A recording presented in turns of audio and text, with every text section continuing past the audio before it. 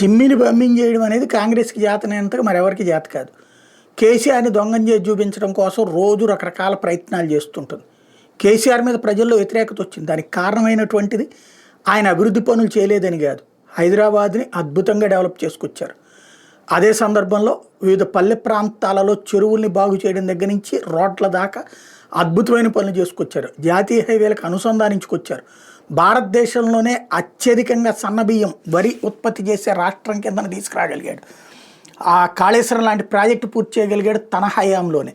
నాగార్జున సాగర్, శ్రీశైలం లాంటి 2 రాష్ట్రాలకు అనుసంధానమైనటువంటి వాటిని పూర్తి చేయడానికి కాంగ్రెస్ పార్టీకి 70 ఏళ్ళు పడితే ఆయన 10 ఏళ్లలో కాళేశ్వరం లాంటి అతిపెద్దదైనటువంటి ప్రాజెక్టును పూర్తి చేశాడు. మేడిగడ్డ లాంటిది అన్ని పూర్తి చేశాడు. కాకపోతే అందులో ఉన్న చిన్న చిన్న పాయింట్లు అడ్డం పెట్టి కేసీఆర్ని దొంగగా చూపించే ప్రయత్నం చేసుకొస్తోంది కాంగ్రెస్. రేవంత్ తన మాటల చాతుర్యం, తన చేతిలో ఉన్న మీడియా, తన మాట వినేటటువంటి మీడియా తో ఎందుకు అంటే ఇక్కడ బీఆర్ఎస్ మీద విరక్తి వచ్చింది. ఒకప్పుడు తెలంగాణ ఉద్యమం సమయంలో ఏ జర్నలిస్టులు అయితే తమకి ఆధిపత్యం దొరుకుతుంది ఆంధ్ర యాజమాన్యాల మీద అన్న ఉద్దేశంతో తెలంగాణ ఉద్యమాన్ని ప్రోత్సహిస్తే అధికారంలోకి వచ్చాక ఆ జర్నలిస్టుని పక్కన పెట్టేశాడు కేసీఆర్. వాళ్ళని చులకనగా చూశాడు.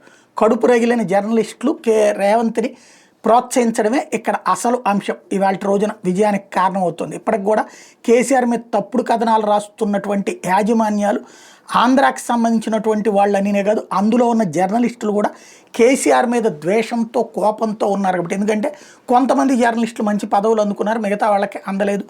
ప్లస్ ఈవెన్ ఇళ్ళు ఇస్తామన్నది, స్థలాలు ఇస్తామన్నది, ఈవెన్ ఎక్రిడేషన్స్ విషయంలో కూడా మోసం చేసి ఏడిపించుకు తిన్నారు. దానికి పర్యవసానమే అక్కడ.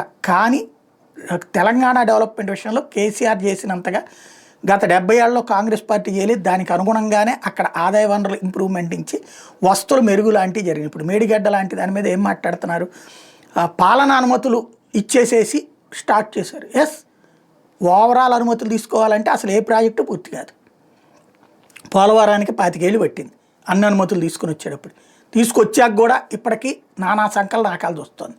కాబట్టి ఏ అనుమతులైనా సరే అంటే ఇండివిజువల్గా చేసి పారేశారు. పోతిరెడ్డిపాడు పొక్క పెంచడం పూర్తయిందంటే అలాంటి ఇండివిజువల్ ఆర్డర్స్తో చేసుకువెళ్ళడమే జరిగింది.